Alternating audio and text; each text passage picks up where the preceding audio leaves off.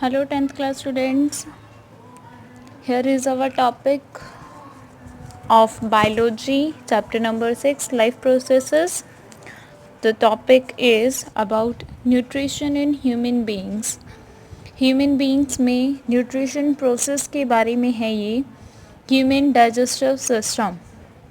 This topic is also known as human digestive system, in which we discussed about the digestion, complete digestion process, complete nutrition process in human being.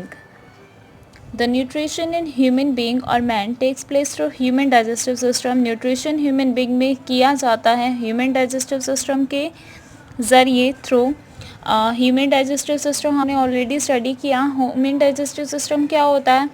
जितने भी digestive organs हमारे nutrition process में helpful होते हैं, nutrition को आगे proceed करवाते हैं, न्यूट्रिशन के प्रोसेस में हेल्पफुल हैं, जैसे इनटेक करना, उसका डाइजेशन अच्छे से कराना, एब्जॉर्प्शन कराना, असाइमिलेशन करवाना, इगेशन करवाना. तो ये जितना भी सारा प्रोसेस हुआ, जितने भी डाइजेस्टिव ऑर्गन है, डाइजेस्टिव ऑर्गन्स के कम्बिनेशन को कहा जाता है ह्यूमन डाइजेस्टिव सिस्टम. सो पूरा न्यूट्रिशन प्रोसेस जो है वो ह्यूमन डाइजेस्टिव सिस्टम के थ्रू ही होता है. The human digestive system consist of alimentary canal. Human digestive system किससे मिलकर बना है? एलिमेंट्री कैनाल से. और एलिमेंट्री कैनाल क्या होता है? हमारे माउथ से खाना लेना स्टार्ट हुआ और सबसे लास्ट एनस से हमने वेस्ट प्रोडक्ट को बाहर निकाला. तो हमारे माउथ से एनस तक की जो लॉन्ग पाइप है, एक लॉन्ग ट्यूब है, उसी को क्या कहते हैं? एलिमेंट्री कैनाल कहते हैं. एंड इट्स एसोसिएटेड ग्लैंड्स, और इनसे कनेक्टेड जितने भी ग्लैंड्स हैं, ग्रंथियां हैं, बहुत सारी ग्लैंड्स भी कनेक्टेड हैं. लीवर भी ग्लैंड के कैटेगरी में ही आती है. तो ये जितने भी ग्लैंड्स कनेक्टेड हैं हमारे डाइजेशन सिस्टम से, और एलिमेंट्री कैनाल, ये सारे क्या हैं? ह्यूमन डाइजेस्टिव सिस्टम का ही पार्ट है. The various organs of human digestive system in sequence are. So आप इन्हें ह्यूमन डाइजेस्टिव सिस्टम में क्या क्या ऑर्गन्स हैं इन बाय सीक्वेंस? सबसे पहले माउथ से फूड एंटर होता है. फिर उसके बाद आती है फूड पाइप. फूड पाइप को ऑसोफेगस कहा जाता है. नेक्स्ट होता है स्टमक हमारा. फिर खाना स्टमक पे जाता है, फिर स्मॉल इंटेस्टाइन में, फिर लार्ज इंटेस्टाइन में.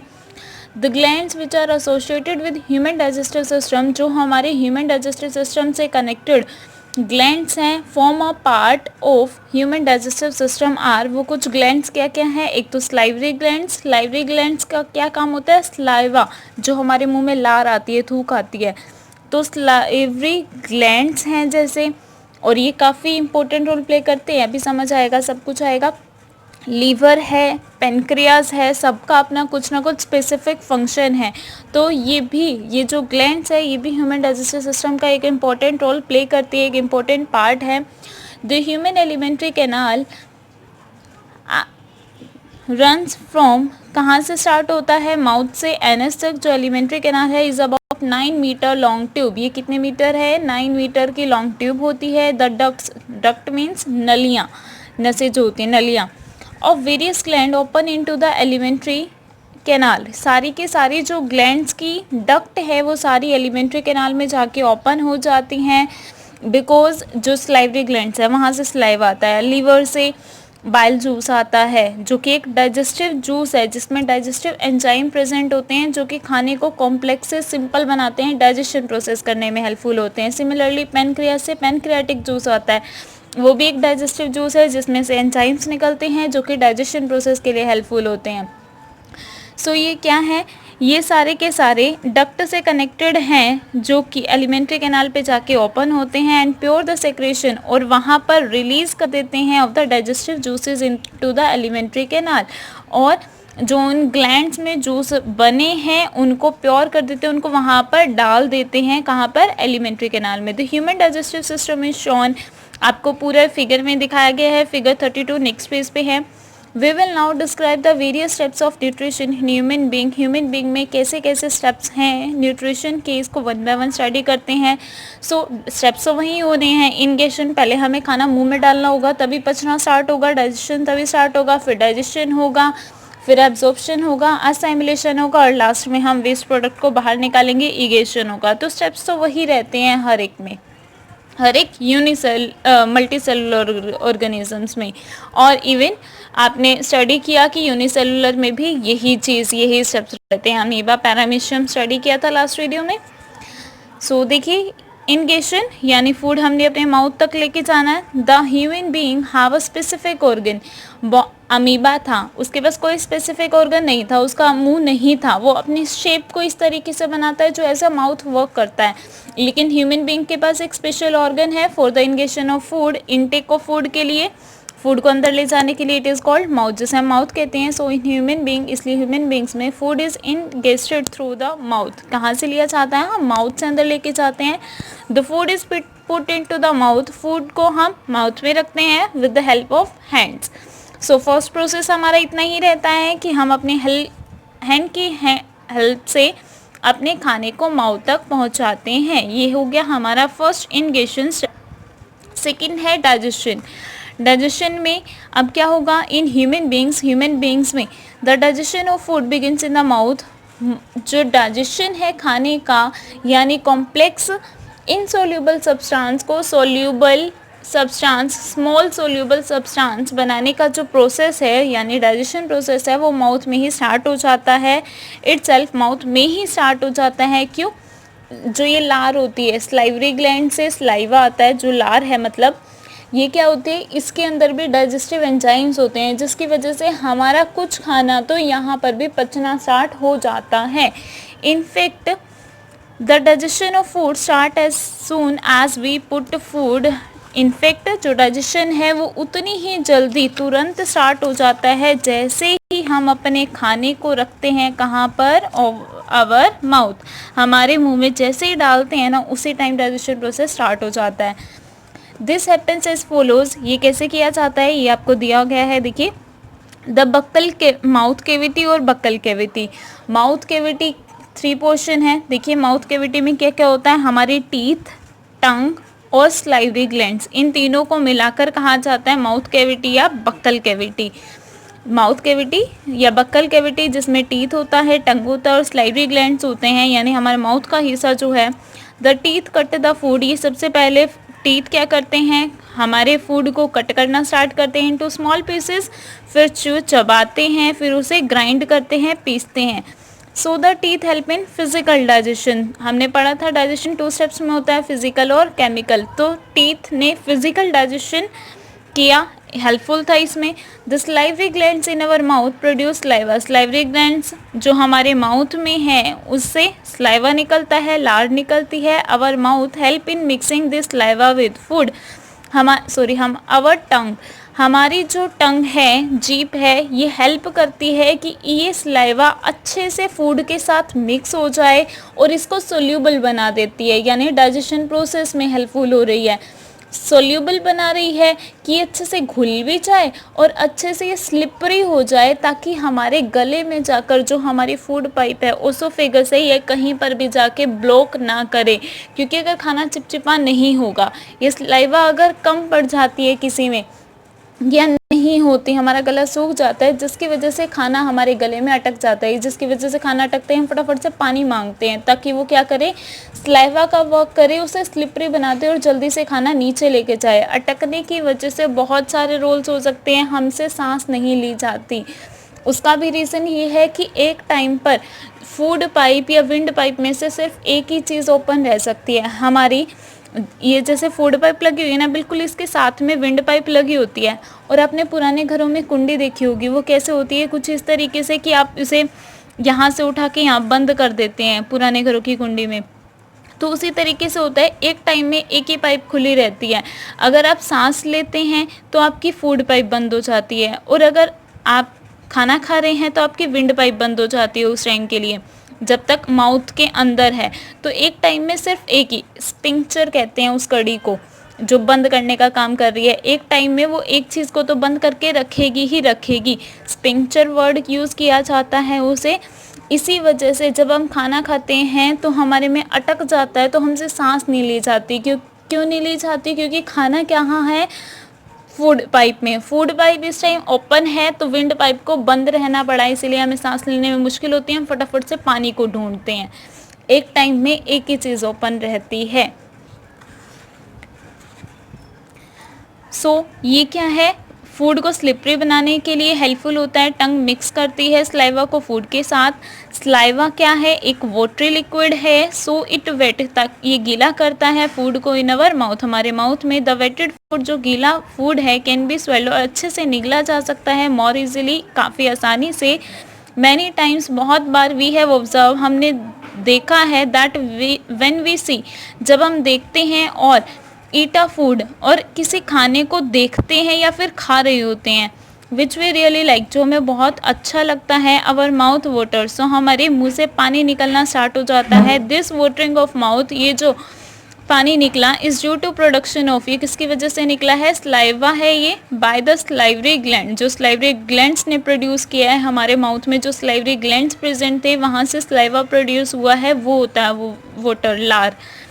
The salivary glands help in chemical digestion, और ये प्रोसेस कैसे होता है कि हमें अच्छे सा, हम माइंड में सोचते हैं हमारे फेवरेट फूड के बारे में, या फिर हम देखते हैं, तो उससे ही हमारे में लार आ जाती है। वो प्रोसेस आप नेक्स्ट चैप्टर में पढ़ेंगे। वो क्या होता है, हमारे माइंड तक मैसेज जाता है कि हाँ ये हमारी फेवरेट चीज़ है, तो एक एकदम से वो सेक्रेट हो जाता है, हमारी बिना विश के भी वो लार निकल जाती है।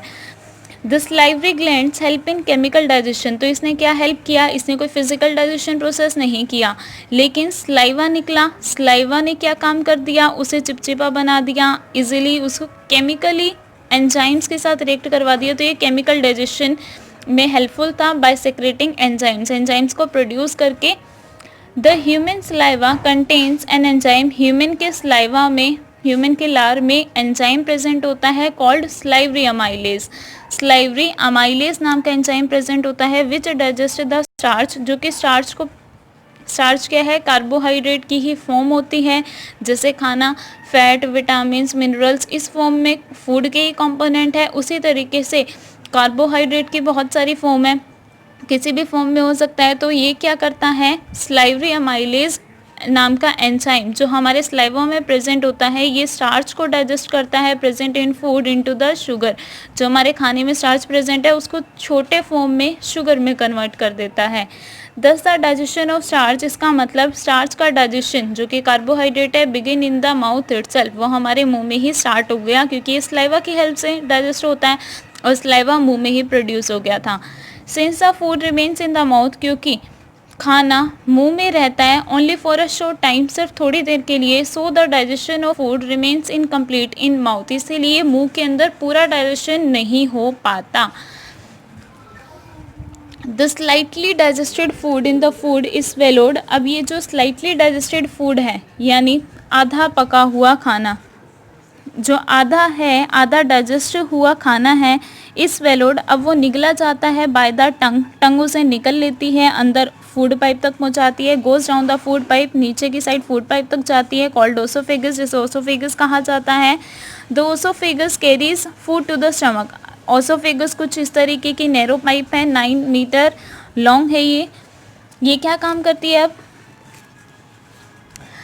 Oesophagus carry food to the stomach, oesophagus में कोई डाइजेशन प्रोसेस नहीं होता, ना ही वहाँ कोई जूस है, ना ही कोई फिजिकल डाइजेशन प्रोसेस करने के लिए कोई पार्ट है, और ना ही कोई केमिकल डाइजेशन करने के लिए कोई जूस है, कोई डाइजेस्टिव एंजाइम है, इसीलिए यहाँ कोई प्रोसेस नहीं होता। ये सिर्फ एक काम करती है कि ये माउथ से खाना स्टमक तक पहुँचाती है, सिर्फ एक कनेक्शन का काम करती है, जॉइंट का काम करती है। दिस हैपन्स एज फॉलोज, ये कैसे किया जाता है, the wall of the food pipe have muscles, food pipe की जो दीवारें हैं उसमें मसल्स होती है, विच कैन कॉन्ट्रैक्ट, जो कॉन्ट्रैक्ट भी कर सकती है और एक्सपेंड भी कर सकती है, बंद भी होती है, खुलती भी हैं, बताया मैंने, एक टाइम में विंड पाइप खुलेगी, एक टाइम में ये। When the slightly digested food enters, जैसे ही फूड जो आधा डाइजेस्ट हो चुका है, थोड़ा सा, अभी हाफ नहीं हुआ, सिर्फ स्लाइटली डाइजेस्टेड है, माउथ में सिर्फ स्टार्च ही हुआ, सो स्लाइटली डाइजेस्टेड फूड जो है वो एंटर करेगा फूड पाइप में। The walls of food pipe start contraction, the food pipe की वॉल्स हैं वो कॉन्ट्रेक्शन स्टार्ट करती है, एक्सपेंशन स्टार्ट करती हैं, ये मूवमेंट चलती रहती है। The contraction and expansion movement of the wall, ये कॉन्ट्रेक्शन बार बार इस तरीके से होगा जिसकी वजह से खाना ऊपर से नीचे जाता रहेगा, इसे कहा जाता है peristaltic movement, peristaltic movement.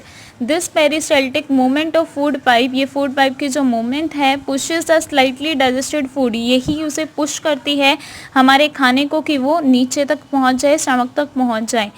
In fact the peristaltic movement moves the food, यही खाने को लेकर जाती है in all the digestive organ, सारे के सारे डाइजेस्टिव ऑर्गन तक पहुंचाती है through out the alimentary canal, पूरे एलिमेंट्री कैनाल में पूरा माउथ से एनस तक ले जाने का काम, यहाँ से माउथ से पूरा लास्ट पोर्शन तक ले जाने का किसकी वजह से होता है? पेरिस्टाल्टिक मूवमेंट की वजह से ही चलता रहता है। The stomach is a J shape, stomach क्या है? एक जे शेप का ऑर्गन है, इसकी जो शेप है वो जे शेप है। Present on the left side, जो कि हमारी लेफ्ट साइड पर प्रेजेंट होता है of the abdomen. The food is further digested in the stomach, अब स्लाइटली डाइजेस्टेड माउथ में हो गया था, अब फूड आगे डाइजेस्ट किया जाएगा स्टमक में।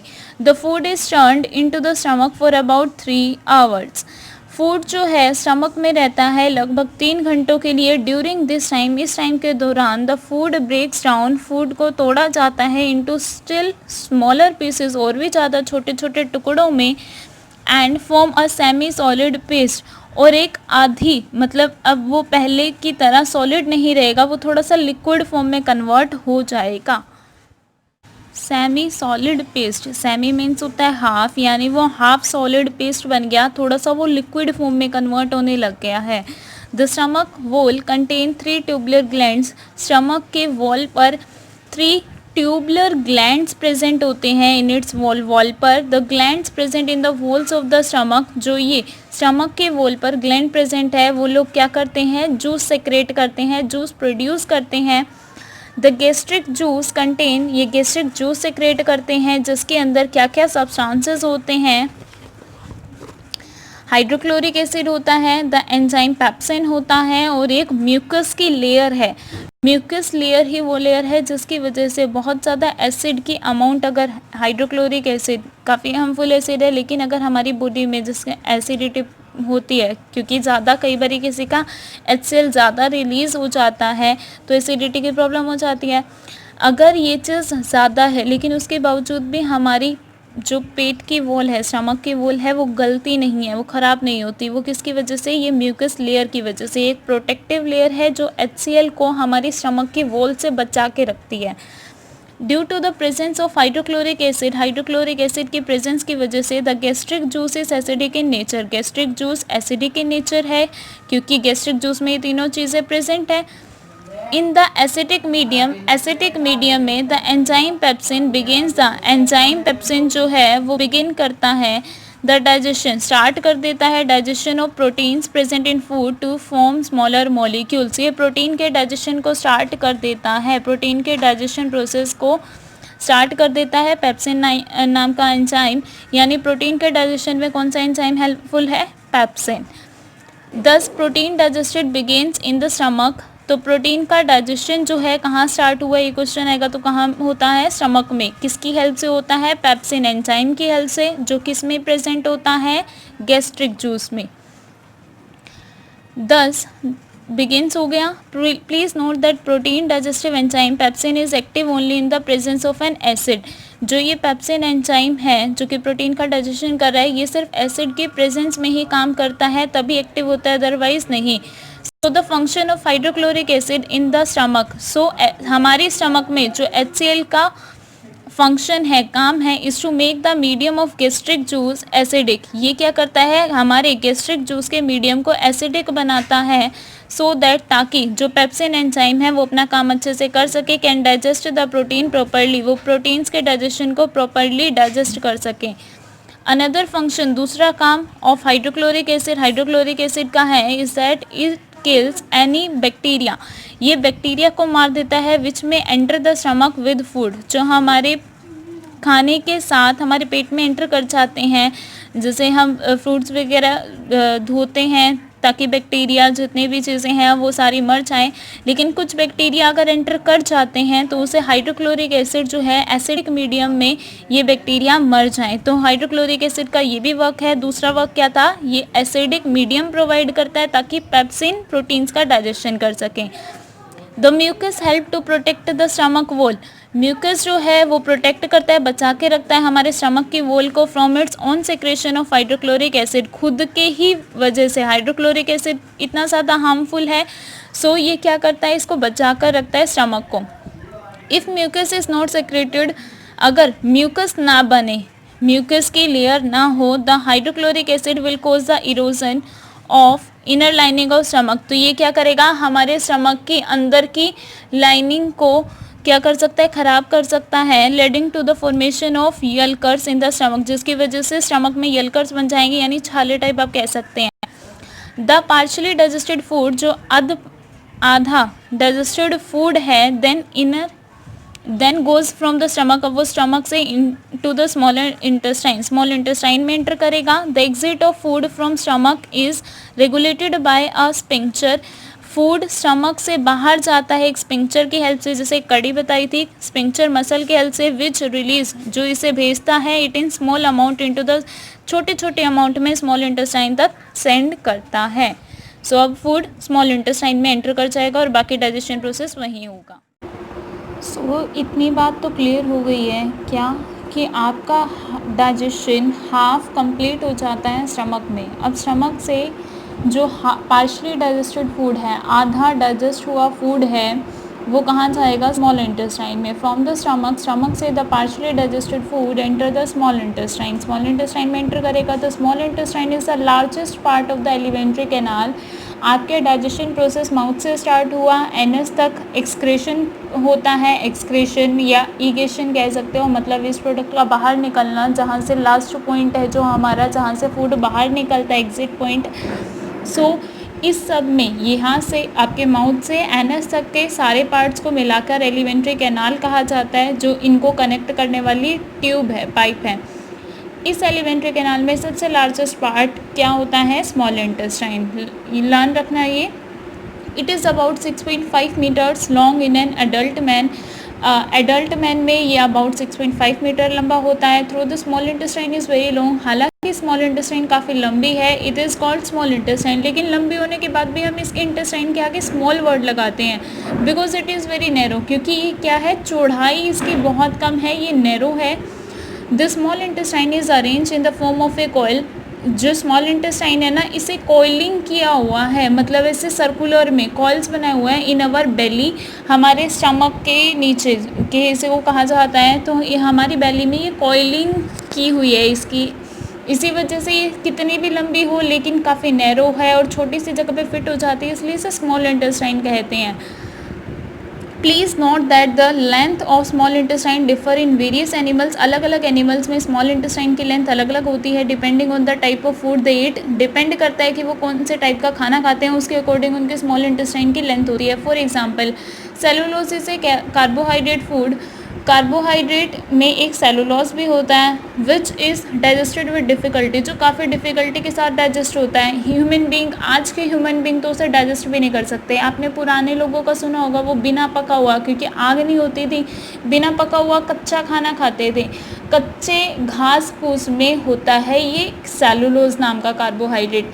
पुराने लोग इसे पचा पाते थे, क्यों, क्योंकि उनकी इतनी ज़्यादा पाचन शक्ति अच्छी थी, इसीलिए उनके स्मॉल इंटेस्टाइन में थोड़ा सा डिफरेंस था। लेकिन जो आज के हैं वो सेलुलोज को डाइजेस्ट करना हमारे लिए तो बहुत ज़्यादा डिफ़िकल्ट है, हम तो कर ही नहीं सकते। लेकिन जैसे काऊ है, काऊ ग्रास खाती है, ग्रास में सेलुलोज प्रेजेंट होता है। आपने देखा होगा गाय कितना चबाती है, बहुत ज़्यादा च्यूइंग प्रोसेस करती है, जुगाली करती है। क्यों करती है, क्योंकि वो सेलुलोज खा रही है और सेलुलोज को डाइजेस्ट करना बहुत ज़्यादा डिफ़िकल्ट है, और उसकी स्मॉल इंटेस्टाइन भी इसी तरीके से बनी हुई है कि वो सेलुलोज का डाइजेशन कर सके। सो सेलुलोज जो कि कार्बोहाइड्रेट है, जो कि बहुत डिफ़िकल्टी के साथ डाइजेस्ट होता है। So the herbivores animals like cow, herbivores animals जो कि घास या प्लांट्स को खाते हैं, जैसे गाय हैं, विच ईट ग्रास, जिसमें सेलुलोज होता है, need a longer small intestine, उसको डाइजेशन प्रोसेस आता है। देखिए, स्मॉल इंटेस्टाइन से पहले स्टमक में आधा डाइजेशन हो गया, यानी आधा डाइजेशन अब नेक्स्ट स्टेप में होने वाला है, स्मॉल इंटेस्टाइन में होगा।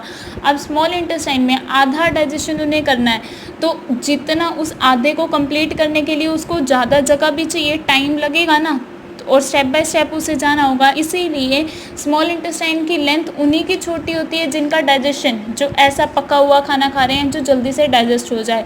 लेकिन जो कच्चा खाना खा रहे हैं जैसे सेलुलोज है जिसका डाइजेशन करना बहुत मुश्किल है, तो उसके लिए ज़्यादा टाइम लगेगा पचाने में, इसीलिए उनके स्मॉल इंटेस्टाइन की लेंथ भी लंबी होती है टू अलाउ, ताकि क्या कर सके, cellulose present in the grass to be digested completely, ताकि वो अच्छे से पूरी तरीके से डाइजेस्ट हो सके, लंबी लेंथ प्रोवाइड करके उसे ज़्यादा टाइम मिल जाएगा। ऑन द अदर हैंड दूसरी तरफ meat is a food, meat एक खाना है which is easier to digest, वो काफ़ी इजीली डाइजेस्ट हो जाता है। सो द कार्निवोर्स एनिमल्स, इसीलिए जो मीट खाने वाले एनिमल्स हैं like tiger which eat meat have a short small intestine, जल्दी पच जाता है, उन्हें मीट खाना है तो इसीलिए उनकी स्मॉल इंटेस्टाइन भी कम है। तो ये ह्यूमन बींग पर डिपेंड करता है।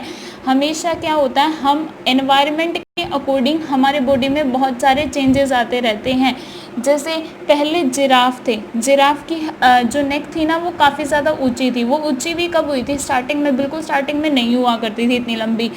वो इसलिए हुए क्योंकि उन्हें क्या करना था, पहले जिराफ पेड़ पौधों से खाना तोड़ने के लिए उन्हें क्या करते थे, पहले पेड़ पौधों के नीचे वाले हिस्से से खाना ले लेते थे, लेकिन पेड़ पौधों के नीचे वाला हिस्सा जब खाली हो जाता था तो उन्हें ऊपर वाले हिस्से से खाना लेना पड़ता था। तो उनकी बार बार उनको नेक ऊंचा करके उन्हें खाना लेना पड़ता था। तो उसके अकॉर्डिंग जब आगे की जनरेशन होती गई तो उनकी नेक थोड़ी लंबी लंबी लंबी और इस तरीके से उनका पूरा लंबा हो जाता है। लेकिन जैसे जैसे हमारी नीड, हम पहले कच्चा खाना खाते थे तो हमारा डाइजेशन सिस्टम काफ़ी अच्छा होता था, हमारी भी स्मॉल इंटेस्टाइन अच्छी होती थी, लंबी होती थी। लेकिन धीरे धीरे हमने अपना एनवायरनमेंट के अकॉर्डिंग हमारी स्मॉल इंटेस्टाइन, हमारी बॉडी पर हमेशा इफेक्ट पड़ता है, एनवायरनमेंट के अकॉर्डिंग चेंजेस आते रहते हैं। उसी तरीके से आज की बॉडी में हमारा स्मॉल इंटेस्टाइन क्या है, लेंथ उसकी कम हो गई है, क्योंकि हम पहले की जनरेशन जैसे ह्यूमन बींग से जो पहले था, हमारा इवोल्यूशन जहाँ से हुआ है उसकी स्मॉल इंटेस्टाइन अलग थी, हमारी अब अलग है क्योंकि एनवायरनमेंट हमारा चेंज हो चुका है। तो एनवायरनमेंट के अकॉर्डिंग हर चीज़ चेंज होती रहती है। The small intestine in human being is a site of complete digestion of food. तो कंप्लीट डाइजेशन अगर आपसे पूछा जाए कि कहाँ होता है, बॉडी के किस पार्ट में खाने का कंप्लीट डाइजेशन हो जाता है, तो वो कौन सा पार्ट है, स्मॉल इंटेस्टाइन। स्टमक में हाफ हो जाता है और आगे का हाफ कहाँ हो जाता है, स्मॉल इंटेस्टाइन में बिल्कुल डाइजेशन कंप्लीट हो जाता है, जैसे कि कार्बोहाइड्रेट हो गए, प्रोटीन्स, फैट, यहाँ से सब कुछ डाइजेस्ट हो चुके हैं। दिस हैपन हैज़ फॉलोज, ये कंप्लीट डाइजेशन जो स्मॉल इंटेस्टाइन में हुआ ये किस तरीके से हुआ अब इसे समझते हैं। देखिए, the small intestine receive the secretion of 2 gland. Small intestine में ना 2 जूस आते हैं, 2 ग्लैंड से जूस आते हैं, एक तो लीवर से आता है और एक पेनक्रियास से आता है। लीवर सेक्रेट बाइल, लीवर से बाइल जूस आता है। Bile is a greenish yellow liquid, ये ग्रीनिश येलो कलर का लिक्विड होता है, मेड इन द लीवर, जो कि लीवर में बनता है, which is normally stored in gall bladder, जो कि गॉल ब्लैडर के अंदर स्टोर्ड रहता है। बाइल इज एल्कलाइन, एल्कलाइन का मतलब होता है बेसिक इन नेचर, बेसिक है, कंटेन सॉल्ट, इसके अंदर सॉल्ट प्रेजेंट है यानी सॉल्यूशंस प्रेजेंट है, विच हेल्प टू इमल्सिफाई, जो कि क्या करते हैं, तोड़ने में और सिंपल बनाने में काम आते हैं, किसको, फैट्स को। फैट्स को लिपिड वर्ड भी कहा जाता है। प्रेजेंट इन द फूड, जो हमारे फूड में फैट प्रेजेंट है उसको ब्रेक करने में, क्योंकि फैट को पचाना, घी को पचाना काफ़ी मुश्किल होता है ना, तो उसको ईजी करने, उसको सिंप्लीफाई करने का काम होता है बाइल जूस का। दिस बाइल परफॉर्म 2 फंक्शन, ये बाइल जूस 2 काम करता है। एक तो क्या करता है, अभी अभी आपने देखा था स्टमक में HCl रिलीज हुआ था। HCl ने क्या किया था, हमारे खाने के बैक्टीरिया को भी ख़त्म किया था और हमारे खाने को एसिडिक बनाया था, ताकि वो आसानी से निगला जा सके, आसानी से उसका डाइजेशन हो सके। अब उस एसिडिक फूड को बेसिक बनाने का, एल्कलाइन बनाने का काम होगा इस बाइल जूस का। Make the acidic food coming from the stomach, जो स्टमक से एसिडिक फूड आया है उसे एल्कलाइन बनाएगा यानी बेसिक बनाएगा। एल्कलाइन का मतलब होता है बेसिक इन वाटर, यानी प्योर बेसिक, बेसिक ही समझिए, अभी बेसिक इन वाटर सॉल्यूशन हो जाता है ये, बस कि पानी भी उसके अंदर है। सो दैट पेनक्रियाटिक एंजाइम्स, ताकि जो आगे सेकेंड नंबर पे जो जूस निकलने वाला है, जो उसके अंदर एंजाइम प्रेजेंट होंगे वो उस पर अच्छे से एक्शन कर सके, वो बेसिक चीज़ पर ही एक्शन अच्छे से करते हैं, इसीलिए उसको पहले बेसिक बनाया इस जूस ने, सो दैट ताकि जो पेनक्रियाटिक एंजाइम्स आएंगे वो अच्छे से उसके ऊपर एक्शन कर सकें। Bile salt break the fat, अब जो ये बाइल के अंदर जो सॉल्ट प्रेजेंट है वो क्या करेंगे, तोड़ देंगे फैट को प्रेजेंट इन द फूड, जो खाने में प्रेजेंट है, इनटू स्मॉल ग्लोबल्स, यानी छोटे छोटे टुकड़ों में, making it easy for the enzymes, ताकि ये इसे ईजिली बना देगा कि एंजाइम्स अब अच्छे से इस पर एक्शन कर सकें एंड डाइजेस्ट दैम, और अच्छे से खाने को पचा सकें। Pancreas is a large gland, pancreas एक सब लार्ज ग्लैंड है which lies parallel to and beneath the stomach, जो कहाँ पर प्रेजेंट होता है, स्टमक के बिल्कुल सीध में, पैरेलल में, और बीनीथ मतलब इसके थोड़ा सा साइड में ये एक लीफ लाइक स्ट्रक्चर होती है पेनक्रियाज। ये पेनक्रियाज है, ये लीवर की स्ट्रक्चर है, लीवर कुछ इस शेप का होता है, स्टमक जे शेप का है। ये कुछ इस तरीके की लीफ लाइक स्ट्रक्चर होती है जो कि स्टमक के पैरेलल है और बीनीथ है, थोड़ा साइड में थोड़ा झुक के है। Pancreas secrete pancreatic juice, pancreas जो है वो पेनक्रियाटिक जूस को सेक्रेट करता है, उसमें से प्रोड्यूस होता है, विच कंटेन, जिसके अंदर डाइजेस्टिव एंजाइम्स प्रेजेंट होते हैं, जैसे कि पेनक्रियाटिक अमाइलेज, ट्रिप्सिन, लाइपेज। ये एंजाइम्स के नेम आपको लर्न करना ज़रूरी होता है। The enzyme amylase break, amylase क्या काम करता है, ब्रेक डाउन द स्टार्च, वो स्टार्च को तोड़ता है। एंजाइम ट्रिप्सिन है, ट्रिप्सिन डाइजेस्ट करता है प्रोटीन्स को, यही काम की बातें आपकी। एंड द एंजाइम लाइपेज, और जो लाइपेज है ये क्या करता है, तोड़ देता है जो ज़्यादा कॉम्प्लेक्स फैट हैं उनको ब्रेक करने का काम करता है। यही आपके लिए इम्पोर्टेंट वर्क होता है। एक बार स्ट्रक्चर अच्छे से देख लीजिए जी कैसे होती है। ये देखिए आपकी माउथ, फूड पाइप, स्टमक हमारे लेफ्ट साइड पर होती है, स्टमक के इस साइड यानी राइट साइड पर हमारा लीवर होता है। स्टमक के बिल्कुल नीचे एक लीफ लाइक स्ट्रक्चर होती है जो कि पैनक्रियाज है। ये दोनों ही स्टमक से कनेक्टेड होती हैं, इसीलिए यहाँ से लीवर से जो जूस निकलेगा वो स्टमक के नीचे कॉर्नर पे जाएगा। इसी तरीके से पैनक्रियाज का निकला हुआ जूस वो भी स्टमक के नीचे कॉर्नर पे जाता है, और वहाँ से फिर स्मॉल इंटेस्टाइन आ जाती है। स्मॉल इंटेस्टाइन ये है जो आपकी कॉइलिंग की हुई है, इस तरीके से काफ़ी पतली है, और ये बाहर वाला जो कॉर्नर है ये आपका लार्ज इंटेस्टाइन है, और सबसे नीचे का पार्ट जो है ये एनस है। The walls of small intestine, जो स्मॉल इंटेस्टाइन की वॉल्स है ना, कंटेन ग्लैंड, उसमें भी ग्लैंड्स लगे हुए हैं विच सेक्रेट इंटेस्टाइनल जूस, जिसमें से क्या निकलता है, इंटेस्टाइनल जूस। इंटेस्टाइन की वॉल्स पर ग्लैंड है जिससे निकलता है इंटेस्टाइनल जूस। इंटेस्टाइनल जूस में भी बहुत सारे एंजाइम्स होते हैं जो कि डाइजेशन को कंप्लीट करते हैं, कॉम्प्लेक्स कार्बोहाइड्रेट को ग्लूकोज में ब्रेक करते हैं, प्रोटीन्स को अमीनो एसिड में करते हैं, फैट को फैटी एसिड और ग्लिसरॉल में करते हैं। Glucose, amino acid, fatty acid, glycerol are small, ये काफ़ी छोटे होते हैं और पानी में सोल्यूबल भी हो जाते हैं। In this way the process of digestion convert the large and insoluble food, अब इन्होंने क्या कर दिया, जो बड़ी चीज़ें थी और पानी में इनसोल्यूबल थी उसको स्मॉल और वाटर सोल्यूबल बना दिया, यानी डाइजेशन कर दिया। डाइजेशन की यही तो डेफिनेशन होती है। तो chemical digestion of food is brought about by biological catalyst. Enzymes क्या होते हैं, देखिए केमिकल डाइजेशन को पूरा करने के लिए जो चीज़ें यूज़ आई, क्या यूज़ आई, बायोलॉजिकल कैटालिस्ट। कैटालिस्ट होते हैं जो किसी की रिएक्शन को, किसी को स्पीड दे देते हैं, एक बारी बस वो आ जाएं, वो उनकी प्रेजेंस से कोई चीज़ जल्दी से रिएक्ट कर जाती है, उनकी स्पीड इंक्रीज़ हो जाती है। कुछ चीज़ ऐसी होती है जैसे फोटोसिंथेसिस है, फोटोसिंथेसिस में आप कार्बन डाइऑक्साइड और पानी को मिक्स कर दीजिए, वो कभी भी खाना नहीं बना पाएंगी। कब तक, जब तक उन्हें क्या नहीं मिलेगा, ना तो क्लोरोफिल और ना ही सनलाइट। तो क्लोरोफिल और सनलाइट क्या थे, कैटालिस्ट थे, उनकी प्रेजेंस में ही कार्बन डाइऑक्साइड और वाटर मिलते हैं और हमारा खाना बनता है। तो कैटालिस्ट समझ आया। कुछ चीज़ें ऐसी होती हैं जिनके आने भर से दो चीज़ें मिक्स हो जाती हैं, लोगों का काम हो जाता है, तो वो क्या है, कैटालिस्ट हैं। और जो लाइफ से रिलेटेड, जो हमारी बॉडी से रिलेटेड कैटालिस्ट हैं, उन्हीं को क्या कहते हैं, हम एंजाइम्स कहते हैं। सो एंजाइम्स की डेफिनेशन सिंपल होती है, bio catalyst are known as enzymes. Bio catalyst, life से रिलेटेड कैटालिस्ट को एंजाइम्स कहा जाता है। सो आई होप कि आपको समझ आ रहा होगा। ये टॉपिक काफ़ी इम्पोर्टेंट टॉपिक है। नेक्स्ट आपका डाइजेशन अब आपका कंप्लीट हो गया, आपने कंप्लीट डाइजेशन कर लिया। स्मॉल इंटेस्टाइन में हमारा कंप्लीट डाइजेशन हो जाता है, स्टमक में हाफ। अब नेक्स्ट है एब्जॉर्प्शन। आफ्टर डाइजेशन, डाइजेशन के बाद the molecules of food become so small, अब जो खाने के टुकड़े हैं वो काफ़ी छोटे हो चुके हैं, that they can pass through the walls of small intestine, कि अब वो स्मॉल इंटेस्टाइन के वॉल से पास हो सकते हैं, which contain blood capillaries, small intestine में ब्लड कैपिलरीज होती हैं जहाँ से ब्लड पास होता है, and go into our blood, और हमारी ब्लड के अंदर घुल जाएंगे वो छोटे से खाने के टुकड़े, ताकि हमें एनर्जी मिल जाए। दिस इज कॉल्ड एब्जॉर्प्शन, इसी को एब्जॉर्प्शन कहते हैं।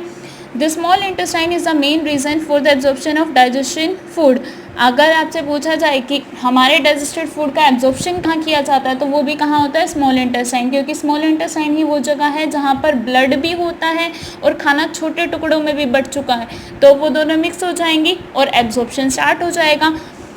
In fact the small intestine is specially adapted for absorbing the digested food, ये मेन काम इसका यही है, इसी तरीके से इसे ढाला गया है कि ये डाइजेस्टेड फूड का एब्जॉर्प्शन भी कर सके। The inner surface of small intestine, जो स्मॉल इंटेस्टाइन की अंदर की सरफेस है, has million of tiny finger like projection, इसके अंदर ना ऐसे फिंगर लाइक प्रोजेक्शंस है, मतलब हमारी उंगलियों की तरह ऐसे है, जैसे उंगलियों में आपने देखा होगा कि सर्कुलर पोर्शंस है बहुत सारे, ये क्या काम करते हैं, ये एक तरीके से ना छलने का काम करते हैं, किसी चीज़ को छान कर भेजने का काम करते हैं। इसी तरीके से हमारे स्मॉल इंटेस्टाइन की वॉल्स पर भी इसी तरीके से बहुत सारी मिलियंस बहुत छोटी छोटी पतली फिंगर लाइक प्रोजेक्शन है, जिन्हें हम विलाय कहते हैं।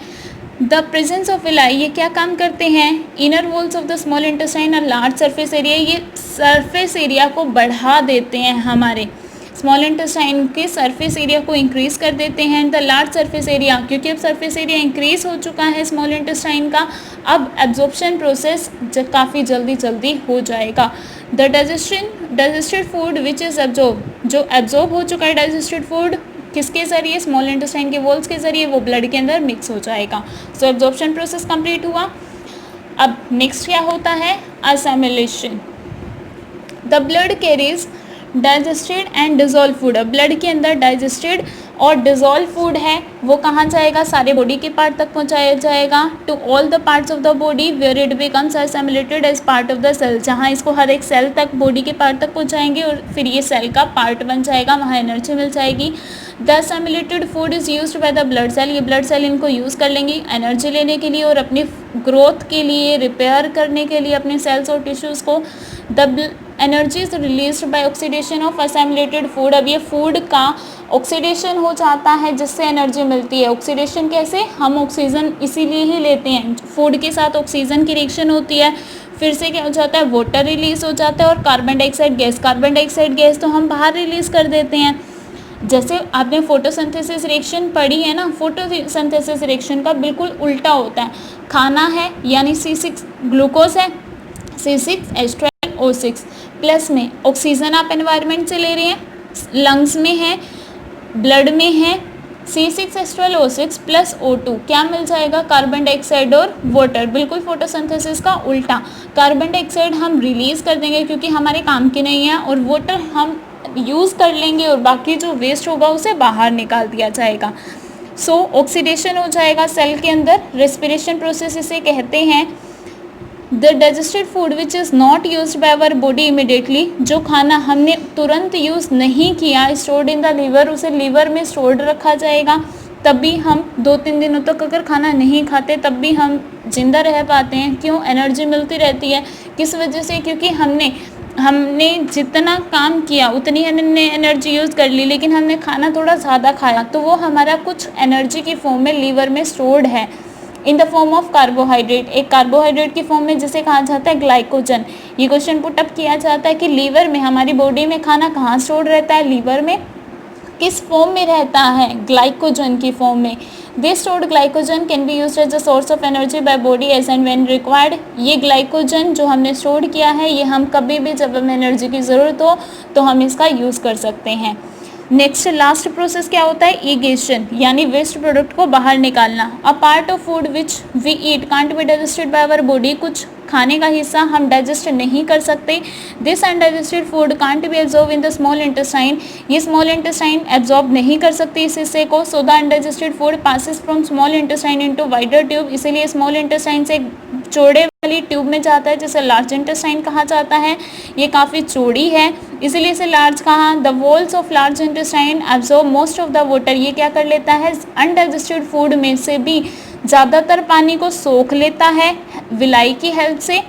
ड्यू टू दिस, इसी की वजह से अनडाइजेस्टेड जो खाना है वो फिर से सॉलिड बन जाता है। पहले हमने पेस्ट बना दिया था, लिक्विड बना दिया था खाने को स्टमक में, लेकिन अब पानी उसके अंदर से अगर सोख लिया, पेस्ट में से पानी सोख लिया जाए तो वो कैसा बन जाएगा, सॉलिड। इसीलिए जो वेस्ट प्रोडक्ट आता है वो सॉलिड फॉर्म में आता है। Last part of large intestine का सबसे आखिरी हिस्सा रेक्टम होता है, स्टोर्स दिस अनडाइजेस्टेड फूड, जो कि अनडाइजेस्टेड फूड को थोड़े समय के लिए अपने तक रखता है।